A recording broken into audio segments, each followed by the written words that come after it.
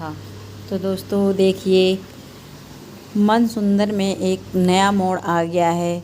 नाहर आजकल सुकून के साथ रह रहा है और रूही जब आई नाहर को अपने कमरे में ले जाने के लिए बुलाने, तो उसने देखा कि नाहर ने सुकून का हाथ पकड़ रखा है और वो रूही से बोला कि तुम जाओ, मैं अभी आऊँगा और आज सुकून की तबीयत सही नहीं है, मैं सुकून के पास ही रहूँगा।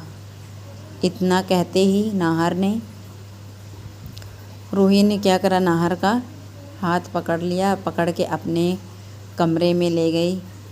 लेकिन क्या पता क्या आगे होने वाला है, नाहर रूही पे क्या करेगा क्या नहीं करेगा। अब आगे का देखना है क्या होता है क्या नहीं। तो रूही पे तो हरदम ऐसे पहाड़ टूटते हैं, लेकिन रूही फिर भी घबराती नहीं है। और उधर रूही की सास सोनी वो सोच रही है कि रूही में कोई न कोई गलती है, और उसकी दादी सास भी चिल्लाने लगती है रूही के ऊपर कि क्योंकि उसे तो सुकून पसंद है, वो सोच रही है कि सुकून से ही शादी उसकी हो जाए, और इसीलिए सुकून को इतना ढील दे रही है और सुकून को अपने घर में रखी है। वो तो सोच रही है कि रूही चली जाए नाहर की ज़िंदगी से और नाहर की ज़िंदगी में सुकून आ जाए।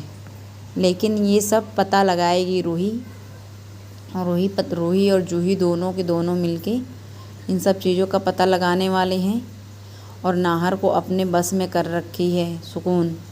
उस दिन नाहर के पापा को गड्ढे में ढकेल दी थी और वहाँ पे तड़पता छोड़ के चले गई थी। जब ये परिवार वालों को ये बात पता चलेगा कि नाहर ने अपने पापा को गड्ढे में धक्का दे दिया और उन्हें वहीं चिल्लाता तड़पता छोड़कर सुकून के साथ चला गया, तो उन लोगों पे क्या बीतेगी।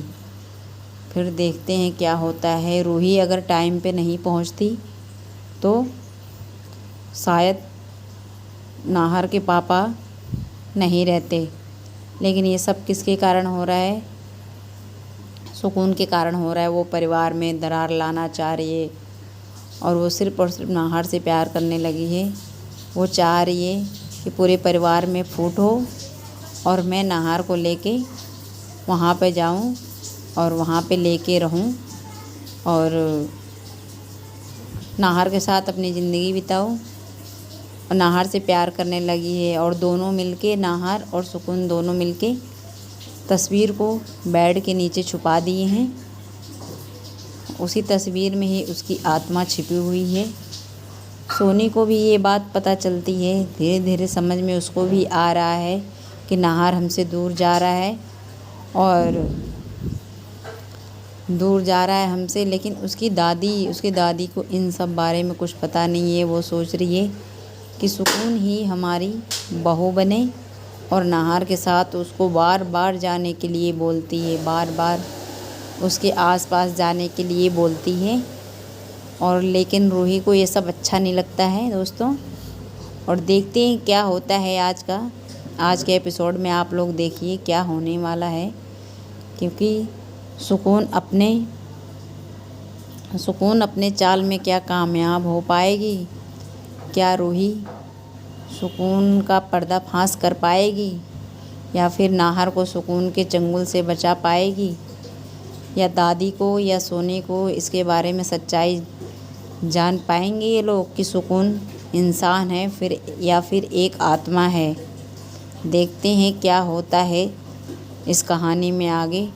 आप लोग बने रहिए और आप लोग मेरे चैनल में नए हैं तो मेरे चैनल को सब्सक्राइब कर दीजिए, लाइक कर दीजिए और शेयर कर दीजिए। देखते हैं आज के एपिसोड में क्या होता है।